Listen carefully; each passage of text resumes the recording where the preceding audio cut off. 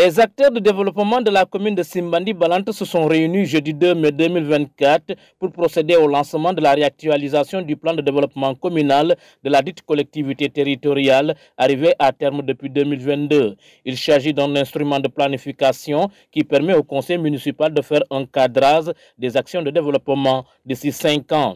Ce plan est financé par le projet de développement économique de la Casamance, le PEDEC, avec l'appui du ministère des collectivités territoriales, de l'aménagement et de l'urbanisme. C'est dans le but surtout quand même d'accompagner la commune afin qu'on puisse quand même éviter vraiment le pilotage à vue.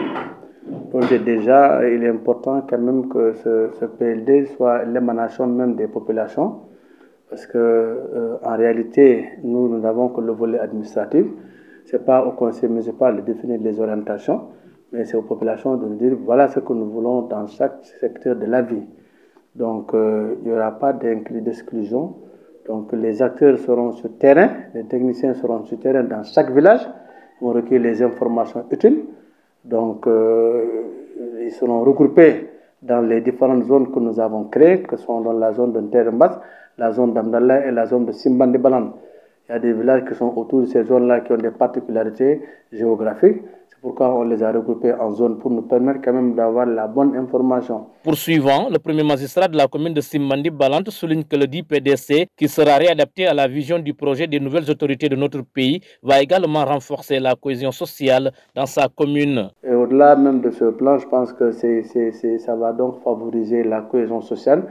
Donc, ce n'est pas le PDC du maire. Ce n'est pas le PDC du conseil municipal, mais c'est un plan de développement pour l'intérêt local. Nous sommes un gouvernement territorial et ce plan doit être l'émanation du PSE. Et aujourd'hui, je crois que le PSE est bientôt on va mettre fin au PSE. Il y a un nouveau programme qui va être mis par M. le Président de la République, son Excellence Bassirou Diomaye Faye, qui est donc le projet. Donc ça doit découler de ce projet-là, pour que nous puissions quand même avoir une meilleure harmonisation au niveau national et international.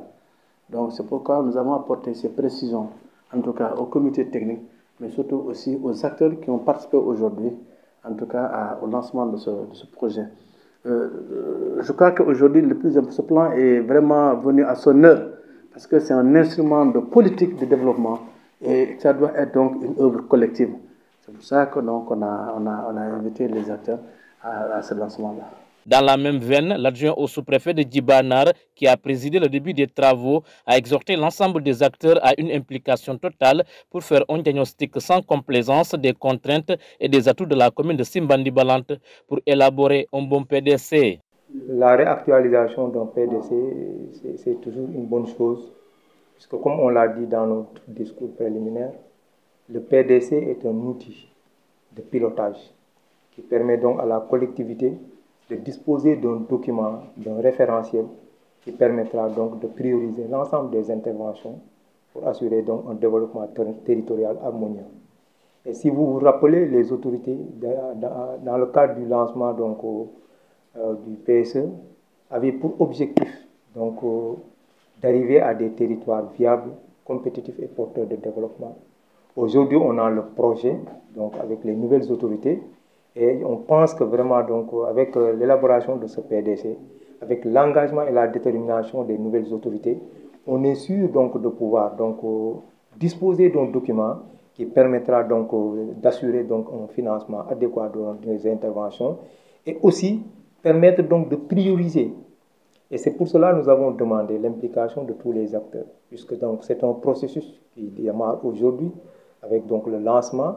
Mais il y aura donc beaucoup de travaux qui seront effectués dans les villages, qui va nécessiter donc vraiment la participation de tous les acteurs, que ce soit les responsables de femmes, de jeunes, donc les chefs religieux, donc toutes les en tout cas personnes donc, qui pourraient apporter leur contribution donc, à l'élaboration d'un document, d'un référentiel qui permettra vraiment en tout cas à la commune d'avoir donc vraiment donc, une photographie donc, de ces difficultés, une photographie en tout cas de ses besoins, les moyens qu'il faut mobiliser donc pour assurer donc les interventions et faciliter donc les interventions des partenaires.